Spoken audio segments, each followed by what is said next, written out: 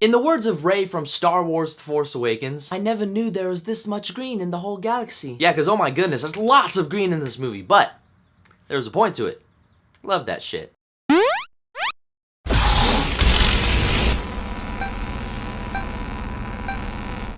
Okay, so Green Room. So Green Room follows the story of a young but charismatic struggling punk band called the Ain't Rights, and in the process of finishing a tour that didn't quite go the way they hoped to, they are on the verge of quitting music in its entirety. Then all of a sudden they land this gig in this backwoods country place to where God knows where it's at. It's pretty sketchy for any band to play, really. Where after their performance they witness something backstage that causes them to be in this really shitty situation and causes them to be stuck in this room. And after the club owner and his goons tries to get this punk band out and cover some of their criminal tracks, this young punk band must fight back in the ultimate battle of life and death. Now, Green Room is a third film written and directed by Jeremy Saulnier, the director of such films like Murder Party and Blue Rain, a couple movies where, I gotta be honest with you guys, haven't seen yet. But I'm going to, guys, so don't kill me in the comment section, which is probably gonna happen anyway, so whatever. But how I heard of this movie is that A24 is behind all this, and so far they're on a very impressive track run when it comes to putting out good movies. I mean, the trailer in itself was enough to put my ass in the theater seat too, but now I was like, yeah, it looks pretty cool. Now, Green Room, not only was it a really good movie, but simply put, this was nothing short of brilliant filmmaking. Green Room is probably one of the most tension-filled movies that I have seen in such a long time, and I thought that Ex Machina was tension-filled, but Green Room just takes it to a whole nother level. You just have this punk band trapped inside backstage of this room for almost the entirety of the movie, but as the plot progresses, it just gets crazier and crazier. Because how this film executes it is that it shows the point of view of both the protagonist and the antagonist, and it becomes this huge battle of wits as each side does everything they can to try and not get killed. It was all thanks to writer-director Jeremy Saulnier for creating something so original in which he pretty much perfected the genre that he was trying to go for, which was a blend of horror, crime, and thriller. The directing and the cinematography also gives Green Room this really gritty and dirty environment as these characters are in this claustrophobic situation. I mean, the walls were all spray painted with shit, the bars are all jacked up, and they wanted to go for that punk band theme, and they did it amazingly in this movie. I mean, it was so dirty that I think that I caught an STD while I was watching this. I should probably get checked up. Not to mention, the acting in Green Room is top-notch quality. I did not find a single bad performance in this movie. You got Anton Yelchin as one of the main dudes who plays this really nervous bassist who basically helps his band play shitty punk music, and he was excellent. And I'm not saying that punk music is bad or anything. I mean, I love punk music, but it's just the stuff that this band was playing,